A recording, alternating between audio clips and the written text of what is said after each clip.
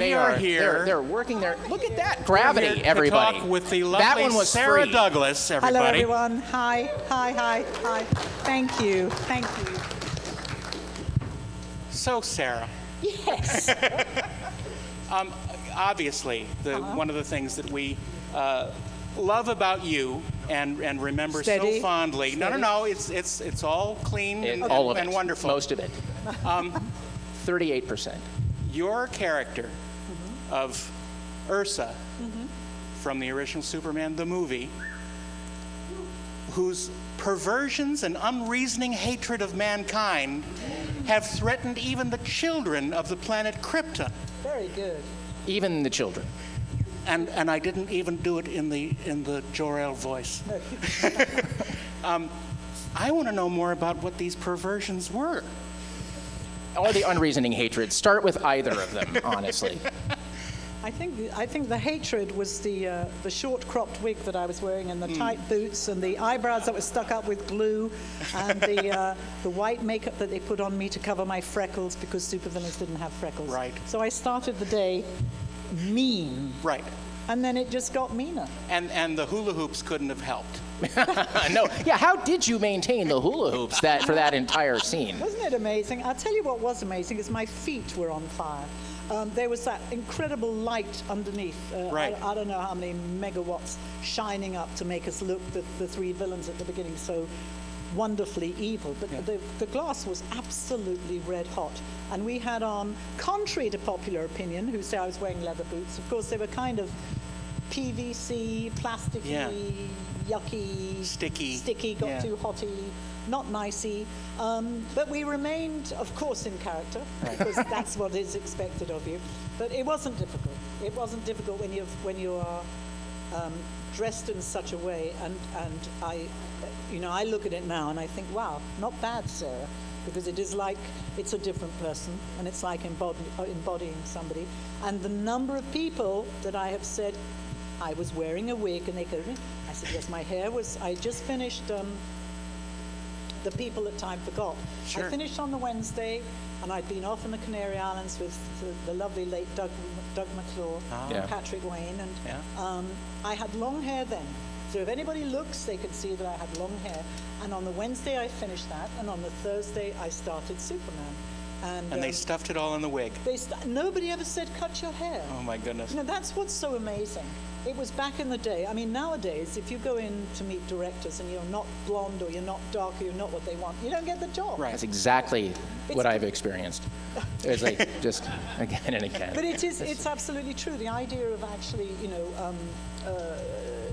nowadays they want you exactly the way they conceive you. But I mean, I can honestly say, and I think you'll probably all agree, that when I took my wig off and I had my long hair, I was just, but I've never been a regular girl, I have to say. But I was kind of as regular as you can be. Yeah. So for those of you who don't know, The People That Time Forgot was the first sequel to The Land That Time Forgot, American International Pictures. They were book adaptations. They were awesome and crazy and insane. Do you know, totally it was worth the watching. most fun I've had. I just went back to the Canary Islands last September. I was lucky enough to get an award for something, and I'll take it. I get a free flight and the hotel, and they want to give me an award. I'll take it. Yeah, right. So I took it, and I went back to the Canaries. I hadn't been back since we shot that, and I was telling everybody there, I had the very best time. We had a cardboard, well, we had lots of cardboard dinosaurs. They couldn't afford to take the whole, I think it was a pterodactyl, whatever the thing was that attacked me. They could only afford to take the tail. Well. So we had the tail that flew out to the Canary Islands, and then we had a guy who was the head, who spent a lot of time going, like this. I remember thinking, is this why I went to drama school for all those years? This is all my classical Well, I bet it wasn't the reason he went to drama school. No, it wasn't. But it was really a wonderful producer called Johnny Dark, and I've never forgotten him because he was, I think it was probably the last time I worked with somebody who really cared about his crew and everybody involved. And we as actors get spoiled rotten, as you know, and I've only got to throw a hissy fit. And somebody like, Derek?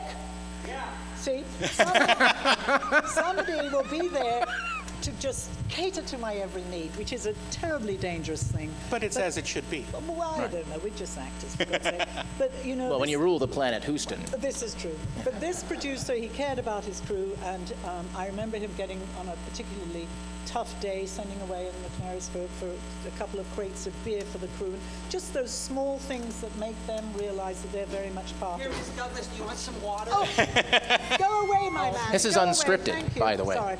That's Derek. He's very, very well trained. Gets paid an awful lot of money. But He'll not be by sacked me. after this. Yeah. But it's a fact, though. You know, it makes for a very happy set, and the people at Time Forgot was a very happy set. And Doug McClure, for any of you that knew, was just a wonderfully wicked man. And Kevin Connor was the director, and we just had the best time, and I thoroughly enjoyed it. Then, of course, I started on Superman, which, of course, I had a great time, but it was endless. You know, it was endless. There were many days when I didn't get on the set. There were many days where I was just hanging around on a wire, you know, Right. doing not a lot, but hanging around on a wire. So my memories of course, of Superman, I have those wonderful memories of Brando and Hackman and those moments that we talk about, that first opening sequence. Sure. But on the whole, it was endless. But I was 27 years old. What a lot of people don't realize was that it was different for those times because they shot Superman 1 and 2 Yeah. originally at the same time, They did indeed. The producers were well known for squeezing value. squeezing value. And they had, prior to that, squeezed value out of the Musketeers. Musketeers, right. And they hadn't told the actors that they were going to squeeze that much value and make 2 films. So they told us. There was no question. We knew what we were doing. We knew we were doing 2 movies. Right. But I thought I was going to be there for a few weeks, and it turned into nearly 17 months altogether. Wow. Because I had a few months off, and I had what is called a pay or play contract. Oh my God, how I long for one of those now. Right. Which meant you got paid whether you played or not. Right. And I had a few weeks off, and I got paid, and I just thought this is the most marvelous job in the world. And then we went back to reshooting or completing Superman 2, Right. and as you know, With the new director. Yeah, I was with a gonna new ask, yeah. director, which nobody really said anything. And again, for all of you that can make those calculations, we're talking, I mean, Superman it's 45 years this year. 45 years this year it came out, but it was about 2 years prior to that Right. that we shot it. So, I mean, I was but a babe, and so in love with the idea of flying and jumping off and throwing people over my shoulder, Sure. and kicking astronauts in the housey fathers. Oh, you know, it was all fun. It was all so much Collecting fun. badges. Collecting badges. I just, you know. Like a really screwed up Girl Scout. honestly. Exactly. So it was great. It was great. It was a wonderful experience. It's an interesting story because I guess during production they released the first movie, That's right. Yeah. and then the producers decided, well, we don't really need Richard Donner anymore, do we? Is that how it went? That's kind of how it went. All I know is that we weren't told anything. Yeah. And I know that I did the publicity tour for Superman 2.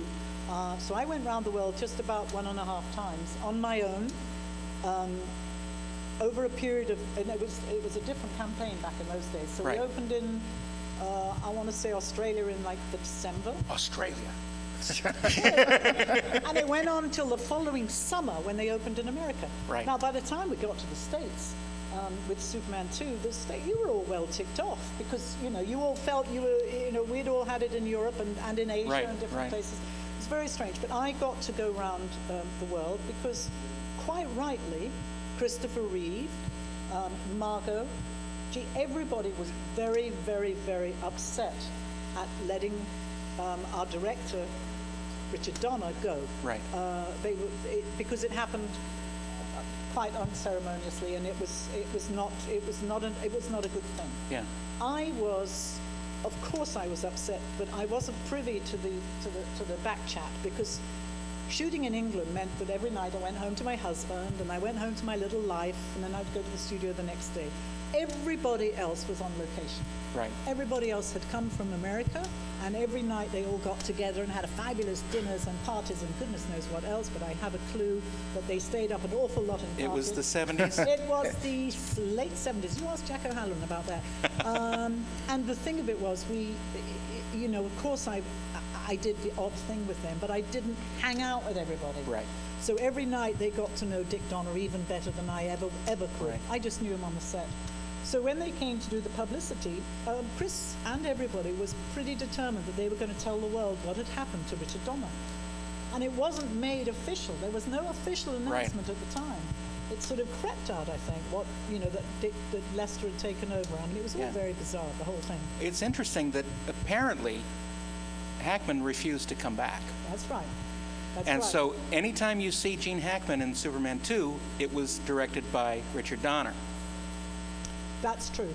Except for the shot where we fly to the Fortress of Solitude and you see a little squat man. Danny DeVito. No, with his back to the camera. Right. Because it was somebody, it was a double. It was someone else, wasn't it? It was somebody else on my back flying. He had his head away from the camera because they needed that shot. It's like a never-ending story, only different. I love that. It's great. And apparently for the scene where Lex and Ms. Tessmacher are going across on a dog sled, the voice is dubbed by Rich Little. Amazing. Is it? Yeah. You know more than North, Miss Tessmacher. Oh. Yeah. It was a different time then, and I mean, we didn't have social media. Of course. And we didn't have any of that information. We had Starlog magazine. We had Starlog magazine, and I talked to some of these kids who are out there with their billions of followers, and they're this and that, and I don't know who these people are, but I'm sure they're doing terribly well in their careers. But I talked to them about the fact that back then we had to really sell ourselves. For me, it was an opportunity going around the world, but the publicity, you only got publicity if you deserved it. Right. You didn't have social media. You couldn't just suddenly put something.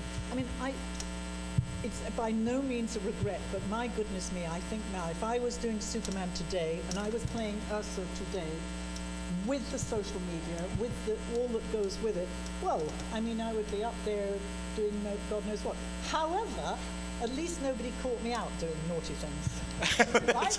That's we good. had a good time in Hollywood. I tell you, in the early 80s, those were my days, so that's the end of that conversation. And luckily, you had to get an Instamatic camera out to take a picture of me doing naughty things. And, I wish I was there. There's a few photographs going around. It looks as if in the certain like the battle scenes of Superman 2, when you guys were out in that little town destroying everybody, and you were wrecking boys left and right, and it looked like you were having a lot of fun. Was that in fact acting, or were you having fun? Because there's a lot of live explosions going on. There's a lot of unreasoning things. hatred happening in that. I had the best time. I was passionately in love with Terry Stamp and remain so. I'm of a generation that grew up idolizing him. He was the most beautiful man we'd ever known, and he'd been out of the business for, I want to say 17 years, but it was a long stretch. Right. From when I was a young girl, perhaps not as long as that, knowing him in Far From the Madding Crowd and Blue. Did I make that up? I might have made that up. But there were one or two movies where he, as a kid, I was just as he a was young an kid, idol. He Yeah. was an idol, and suddenly here I was working with him, and every day was an absolute joy. And every day he would, as we would start a scene, he would start to tell me some little snippet about one of the many ladies he had bedded, and God knows he's done a lot. And he'd say, and you know the story about, and I go, yeah, and then they go, action. I go, I was just about to hear the whole thing. yeah, no, he was and remains absolutely gorgeous, and spiritually he was so still and so focused and so centered. Jack, of course, was completely barking mad, and he knows that I'm going to say that. Right. And I was a scatty 27-year-old. So Terry was the thing that kept it all together. My favorite part of that, you blast something with your eyes or something, and you say, I have powers beyond reason here, and Terrence says, we all have them, my dear. And that's my favorite moment because he's so prim and proper, and he's a badass. Yeah. It's so fun. You know, he wasn't. There was a point where we were shooting in the helicopter sequence, and we were out in, I think it's called Chobham Common. We were out in the middle of somewhere shooting, and we had our trailers, and there was a big high wall, and on the other side of this big high wall that was surrounding a big fancy house, there were a bunch of lovely apple trees, and he said, "You've got to get some of those apples." And he said, "I'll give you a hike over if you can get." And I went over the wall in my Ursa outfit. And he pushed me up. I got on the wall. I jumped down the other side, and I said, "But I've got nothing to put the apples in." He said, "Put them in the top of your boots." So I actually, before the security dogs came and got me, and the guards, because it was some Arab, God knows whatever, prince's palace. Oh my goodness.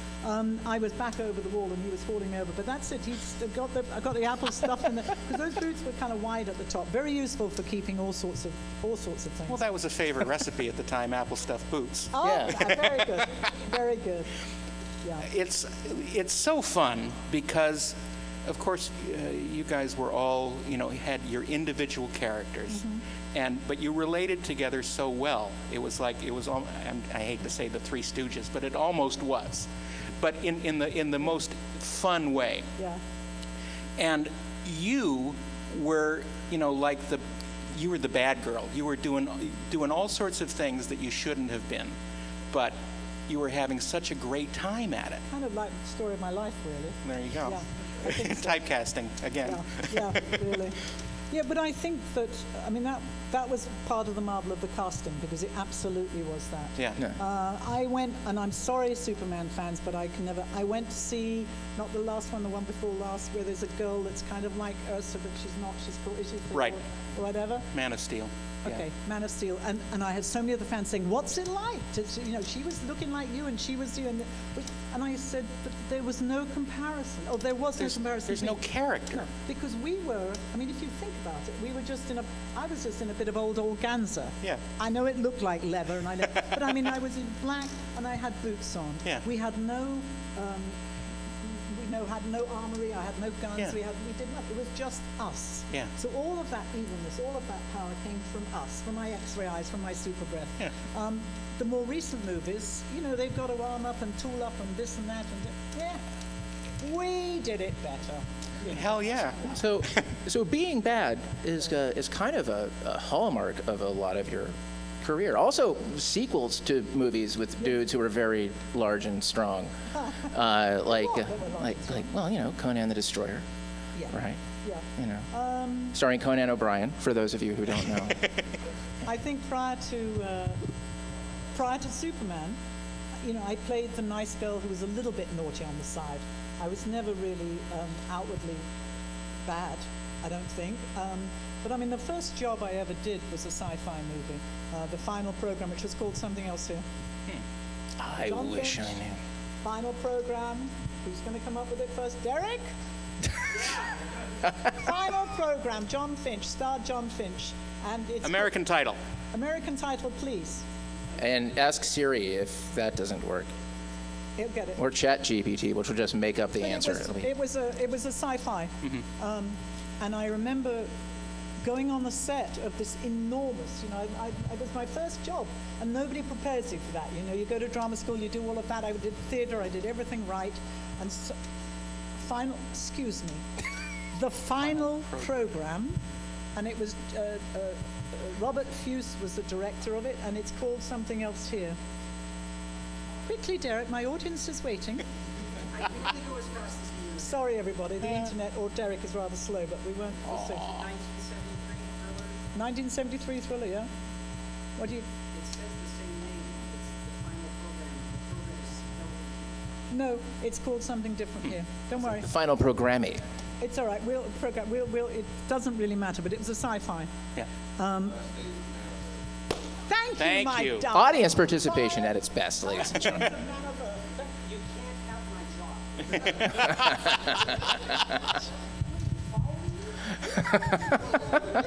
job. Thank you very much. The Last Days of Man of Earth. But anyway, it's the first film, and it was a sci-fi. That was my first film. My first TV almost my first TV was Space 1999. Mm-hmm. So already, I didn't mean it. It just, I started doing these little sort of sci-fi fantasy type things, and I did a lot of other stuff in amongst it. But of course, all that happens is as your career progresses, people sort of, start to put you into a little slot and mold. And then the bad girl came, and I did it so naturally that it continued. And there was that point I come from a place called Stratford-on-Avon, which is Shakespeare's town. Yeah. So I was really brought up incredibly steeped in theatre and tradition and everything else. I was one of the few actresses that went straight from drama school. I went straight into film.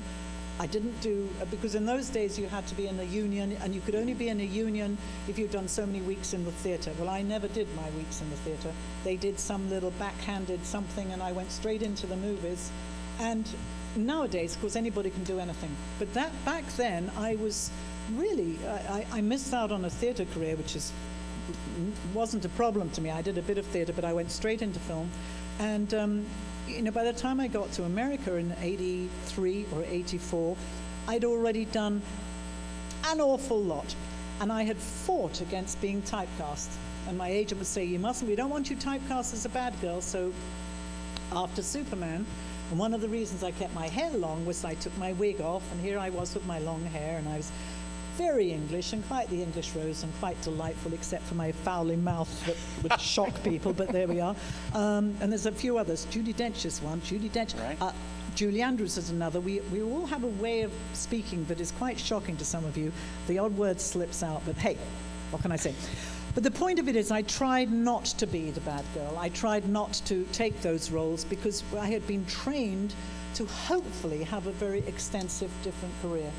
And then there comes a point where you have to work, so you've been offered another bad girl, so you take it, and then you try for a bit longer, and then you get another, and then you suddenly think, what, it's not so bad. Yeah. If it says bad girl, or if it says super bitch, although it used to upset my mother terribly, or they say, evil, wicked, and she'd say, why do they say those things about you, darling? I said, I just don't know. You start to embrace it, and it's been okay. Yeah. It's been fine. I would like to have done a bit more comedy, but I have a life outside of acting, so I can make people laugh, and that's the important thing. Why would you do that? Well, exactly. Exactly. But no. Tell me more about your stint on Space 1999, because that was like one of your first. Yeah. Well, I was pretty much naked with a body stocking. No. My hair wasn't that long, so they had to put a long wig on me to cover up anything that. Right. It was Martin Landau, of course. Mm-hmm. I don't remember a great deal about it, other than the fact that it was something that I was very familiar with, and everybody was a big fan of Space back then. Right. And it was, I had an agent, luckily, who insisted I took every part that came my way at the beginning. So that I did, and it's an English thing, and it's still an English thing. We don't get up ourselves very quickly. Right. We accept that the more we do, the more different opportunities we grab, whether it be radio or TV or film or whatever it is, it's all experience, and that's what we all need. So those moments, it's like rollerball. For goodness sake, rollerball. I wasn't even seen. I tested for the. You were in a crowd party scene, yeah. You've got 2 weeks' work. Just hang out and watch them all working, yeah. And that's what I did. I also watched Jimmy Kahn right. working very hard. Boy, he was a naughty boy. He was. Woo, baby. Anyway, I sat back. I feel like we should ask about that. No. Well, I wouldn't. But what I mean is that it's experience. I had not got the lead part. It was okay. Obviously, I wanted the lead part, but it's right. okay. Tommy. I got a job in Tommy. I had a small part in Tommy, so I'm working with Ken Russell and The Who doing Tommy. I went on the set. Ken Russell, the director, didn't like my hat, so instead of changing my hat, he changed me for another actress. That it's all part of it's all part of the show. So it's really I've been very blessed to be able to do that. Certainly in LA, if I'd been in LA or been in Hollywood, they would have said, okay, you've done that now, and you mustn't do anything that's less than that or anything that's less money than that, right. And I wouldn't have had this great. I keep something popped up the other day which I hadn't even seen, Dracula with Jack Palance. Right. I mean, Right. and I found it on Amazon or Prime Video. I actually watched it. Didn't watch all of it because it was scary. But I mean, there's a movie working with Jack Palance when you're my age, as I was then in my early 20s. It was fantastic. Yeah. It was a wonderful experience. Even if I got into trouble because my fangs kept dropping out. You know. Well, What are you I gonna hate do? when that happens. It was terrible. I got into so much trouble. Dan Curtis was the director. Right. I'm Yeah. impressing myself, I tell you. I'm Very good. And every time I went to take a bite out of whoever it was, his neck, I was biting and sucking on, I would pull back and I would leave the fangs on his neck.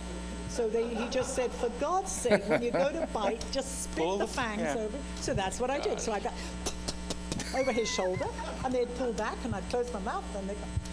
That's See, hilarious. you're hearing it all here, guys. Aren't you glad you stopped by, honestly? Dan Curtis, who of course did Dark Shadows. Yes. yep, and David the Night Selby. the Night Yeah. Stalker. Brings us all Yep. nicely round. And that, yes, anyway, go on. That's very cool. I only mentioned the Space 1999 because I remember that episode, and Was it when because I had no clothes on? I'm going to be honest and say that was a good part of it for me. I thought you were going to say I don't remember. It was a formative So, experience Thank you. for Darren. Here I was in first grade carrying a Space 1999 lunchbox, Oh, Yeah. bless you. and it was wonderful. So thank you. Yeah, well, Shows not to watch with your mom. That's right. And Barbara Bain, that was who he Barbara was Bain. married to, Yeah. wasn't it? At the time, yeah. Yeah. They were. God, I've been around a long time. Sheesh, I tell you. Yeah, but Anyway. it's all been quality, so it's all Oh, good. excuse me. Thank you, but I'm not so sure it was quality. That depends on Night your of the definition Living- of- Night of the Return of the Living Dead Part 522. Right. I don't know that was quality. It did pay the mortgage, so that's the Well, important. see, Well, there you go. that's what Michael Caine said about That's right. Jaws: The Revenge. Really? Yeah. Oh, well, He said, I've never seen it. But I have seen the I house. have seen the house it paid for. And by the way, you just completely explained Michael Caine's career to me. Really? Yeah, it's like why you can turn on a TV at any time of day or night, and like there's Michael Caine. Yeah, and I have to tell you something. I turned 70 in December. I'm not ashamed of it, but I hate it. However, I embrace it because what the hell are you going to do? I really and truly, and obviously I'm not working as much as I would like a lot of actresses of a certain age, we just don't get the jobs because once you hit 40 in Hollywood or 50, unless you are Even these days, Yeah. 30. Yeah, or 30, Yeah. you then get, you're all thrown in together. So I'm up against every single actress that was ever anybody and more. Right. So it's very difficult to get work. We are very grateful. But what happens is that if you turn on your TV at 4 a.m., you can see me in Magnum PI or, Yeah. Murder, She Wrote or whatever. And people don't remember that's what it was, but they remember they saw you the other day. Right. So it means I can go out and people say, they don't say, what are you doing now? Or what they say in England, are you resting? I say, fuck off. No, I'm not resting. But it does mean that you know your life goes on. And like Michael Caine, of course, he's still still doing wonderful things. But there is an element of it keeps you alive and it keeps your career alive in terms of the fans and everything Right. else. So I'm very grateful. I've done some real doozies, and I come to these things, and somebody somewhere will bring out a Puppet Master Part 2004, and I go, really? Oh, I love it, Miss Douglas. I go, really? Okay, fine. No, this is fine. It's funny because I know a lot of actors have a trouble sort of connecting people's enjoyment of your work with reality. You tend to not believe that they would enjoy it that much, right? Well, my fans, I believe them because I know the sort of fans I have. Yeah. I hate to name drop. I was talking to William Shatner As you do. Oh yeah, totally. a few months ago, and we were talking about this, and he had the same feeling that he doesn't really believe that connection exists. And I said, you have to realize you are part of mythology, Well, he is part of mythology. but you are too. Yeah. Well, See, that's I And- appreciate that. Because nobody can say Superman like you That's can right. say Superman. Oh, Superman! Yep, I tell you. that's the one. It is, if nothing else happens, how lucky am I? 45 years later, to be able to be invited to come here to meet you all, to sign some photographs, to have a Derek to have a Derek in my life, to make sure I don't swear or, walk around with toilet paper stuck in the back of my shoe, those sorts of. He's very good at all of that. But you're much better in the front row. Thank you. But you know, it is quite wonderful, and one of the great joys, of course, of our Superman cast is that we all reconnect. And sadly, I mean, Margot Kidder, who we loved so dearly, we used to laugh so much at these conventions because we'd come out all of us together, and you know, the fans, you'd see the look on their faces. They were so ecstatic to meet Lois Lane. Yeah. I mean, she was so brilliant and so much fun to be around. And we traveled all over the place. And Jack, I mean, some of the stuff we've all got up to over the years.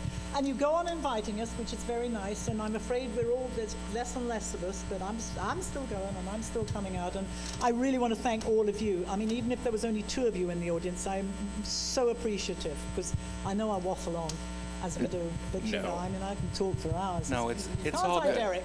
Something you said made me kind of wonder. Yeah. Margot Kidder punches you out Yeah. in Superman 2. Uh-huh. How hard does she hit? Oh, she hit me. I went over the edge. Nice. They did it over and over again, and then they kept saying, yeah, like they do. And then she finally clipped me, and I went over that edge and landed on some boxes down below, and nobody came for a while. Oh, my It goodness. was probably only a few seconds, but I remember lying there thinking, really? And it's like, on to the next scene, and I'm just like, spread eagle. Yeah.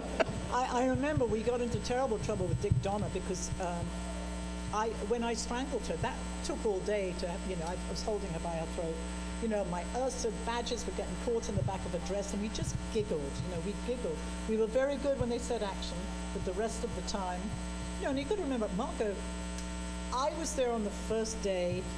I was there before she got the job. She came and tested, and I remember her coming on the set. I guess I was there for a costume fitting or something, and I remember her coming for it, and she was so bow-legged. She where did she come from, Derek? Canada.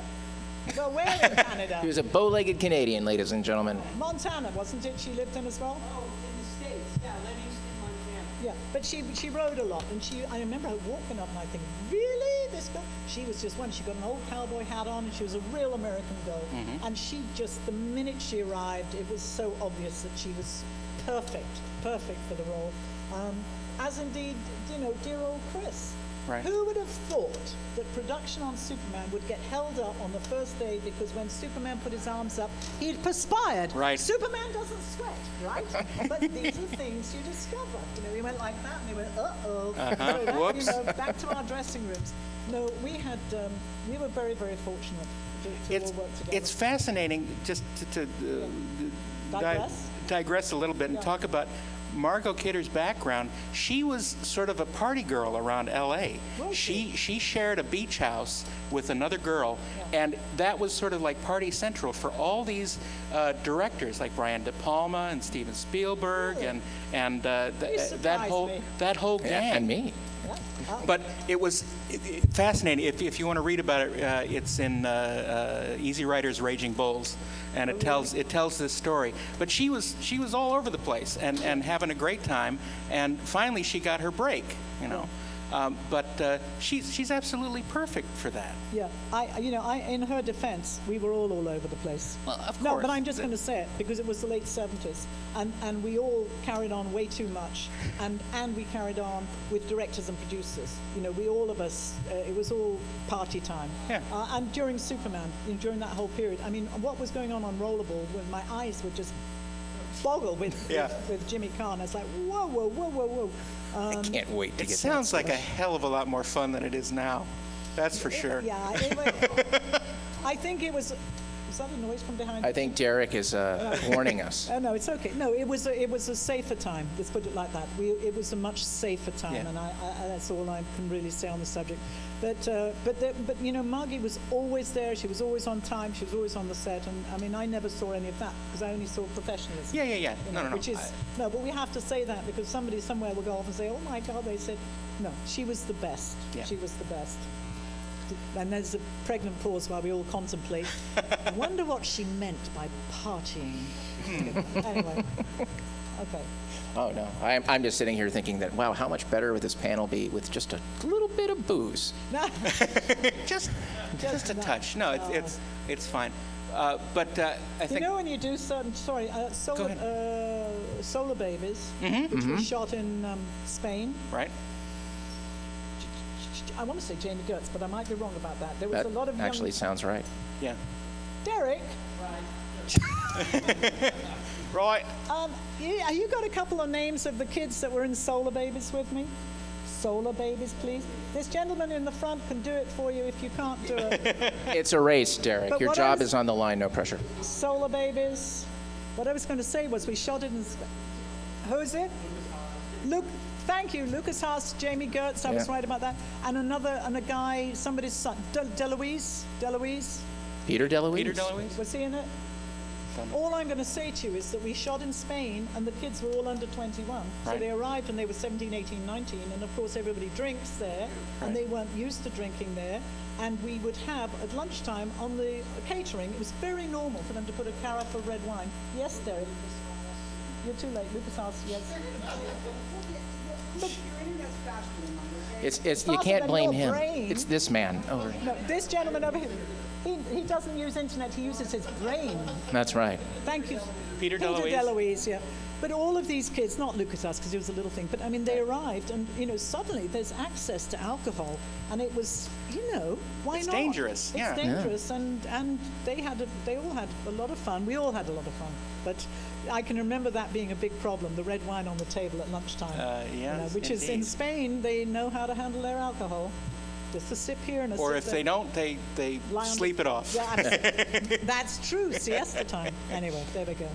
We're going to open it up for questions. If anyone would like to ask it, you can step up to the microphone there and start a line if you wish, and we can ask. You can also the ask lovely Derek Sarah. questions if you Also, like. Derek right. question? No, Derek, how you been? I'm- No, we saw Derek last month on the Star Trek cruise. Yeah, Oh, good. you were on that cruise. Yes. Yeah, he's a jammy bugger, isn't he? I mean, Oh, yeah, honestly, he's all when over are we the going to have a place. Superman cruise? They're following it. The super. Yeah, I heard about that. Oh, Yeah. okay. Yes. Sir. Okay. Serious face. But with of all the things you've done, what was the role that you enjoyed the most? I really enjoyed The People That Time Forgot. I really enjoyed that character because I just had fun and I loved it. But I did a tiny, tiny film, which was a short called Changing Directions, which was set in the 60s, and I got to wear kind of 60s clothes. And we shot it in Sweden, and I played a real character because I don't get to play too many real characters, as we know. And I remember just really, really, really enjoying that. I also did a thing called Dali, Salvador Dali. I played Gala. And again, the reason I enjoyed that so much was because it was a real character. I don't mind, and I love all the stuff I do, and I'm not knocking it. But you know what? I've done it to death a million times. I mean, I'm an evil, wicked queen with different hats on, and it's what it, so thank you for the question. People at Time Forgot, it's probably my best, most enjoyable time on a movie. Thank you. Thank you. Yes, sir. Two things. One, first of all, thank you for visiting Valerie. My wife and I, for last year or two, we've been one of the supporters for her care Well, fund. thank so you very much for supporting her. She needs all of our support. she's beautiful. She really is She wonderful. really is. Never a word. Valerie Perrine, as you probably know, is, bless her, has got Parkinson's and is not at all well. She's just managing, I'm glad to say, to speak again. She hasn't been able to speak, so I was with her on Monday in Los Angeles, and she is a joy. She just wanted to know about all of you and the conventions, and I tell her all the details, and she never complains, and this is a woman that was quite the party girl and quite a beauty, and there she lies in her bed surrounded by trophies and beautiful memorabilia of an amazing career. Never a complaint. Brilliant. So thank you for your Thank you. support. But I did want to ask, aside from obviously the great work you've done, you mentioned you're from Stratford on Avon, and gender no barrier. What would be a Shakespearean role that you would have loved to perform, bar none, of all of them? I really, I think probably Viola in Twelfth Night. So I get to mix it up a little bit, you know. I also did it in school, and I did very well, so I might remember the words. There you go. You know. Thank you. Yeah, I mean, there's a few rules, but no, I don't want to play Lady Macbeth or any of those things, and I certainly would never have made it Titania. I'm too big for a fairy. But, you know, but thanks for the question. Thank you. We have about 2 minutes Come left. on, sir, so- quick. Okay. Hello there. What's your name? Malcolm. Hello, Malcolm. Good to meet you. I've never seen any of the Christopher Reeve films, much to my dismay. But I've heard a lot of good things, especially with the first two films. So, but considering with how technology has changed over the years, and especially with new directors and all that. But no. In fact, what I really wanted to ask: have you ever considered? Let's see, have you ever kissed? I was waiting. No. For you. No. Have you okay? Ever kissed a Wookiee? I can Okay. arrange. Have like you ever, acting, like internationally, like say Japan. Oh, And- well, I mean, we do, you know, I've been pretty much, you know, I've shot in lots and lots and lots of different countries.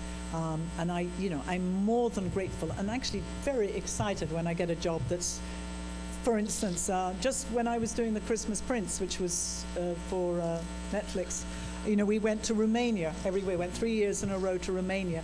It's wonderful to travel. It's a fantastic opportunity. And I meet lots of people here that I'm not here, but in America I talk to who've not really been outside of the States, which I think is a great shame because there's so much to be gained by traveling. So if I can get a job abroad in a foreign country, I will grab it. And you make sure you watch a Superman with Christopher Reeve, will you? Try and watch Superman 2. All right. Okay, because I'm kind of in Thank it. you.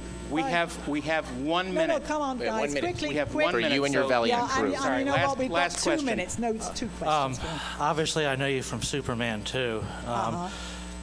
Someone who had a brief appearance in the beginning of Superman 1, who's perhaps one of my favorite British actors of the last century. Did you ever get to know Trevor Howard at all? Well, obviously, I knew exactly who Trevor Howard was, and to do that scene with Brando, and I was able to witness Brando meeting Trevor Howard again, because I think it was Mutiny on the Bounty, wasn't it? That's That right. he hadn't really seen him since those days. So for a young actress to observe somebody as great as Brando having a moment with somebody as great as Trevor Howard on the set that I was on was just phenomenal. So thank you for the question. And if you don't mind, I'm going to let the gentleman behind you get his 1 minute in. You outrank us all, so yeah, you get your question. Yeah. Yes. Hey, how's it going? My name is Miles, and the question is... Hi, Miles. Sorry about No, that. don't This is your take moment, time. Miles. No. It's No okay, pressure. Miles. You take your time. What drew I'm not you in a to rush. What drew you into voice acting, and how does it differ from your experience from an on-screen actress? Well, thank you. What threw me into voice acting as far as on screen? Brain dead cells threw me into what a wonderful job it is to do voice acting where I can read. I don't have to learn anything. And also they can be, for some of the old stuff I did, the Batmans and the Supermans and different things, you're working with other actors. And there's nothing more fun if you've not got the stress of having to learn lines, which I now stress out about. I didn't used to bother me, I used to, and now I'm like, oh, please, God, I can remember this line. So to do voice work and to be with other actors and to have to pretend that you're being hit in the stomach and you're, Right. oof, and, I think, what a wonderful way to earn and this as well, earn a living. I thoroughly enjoy it, and of course more recently I've been doing a thing called Tara Tremendous, which I thoroughly enjoy, which I was doing a lot during COVID, and I wasn't able to get into a studio in London, so they had to make me a little studio in Stratford-on-Avon to send it back to Los Angeles, and my studio consisted of duvet covers and cardboard boxes. Of course. And there I sat. I thought if anybody could see me now with all the duvets around trying to make the sound all right in the car, and we did it. And it sounds fantastic. So, And you still have such a wonderful instrument in your voice. So it comes across extremely well in your voice acting. you're very good. Thank you for the question. I appreciate it. Thank you, everybody. Thank you. Thank the lovely Sarah Douglas. Thank you very much.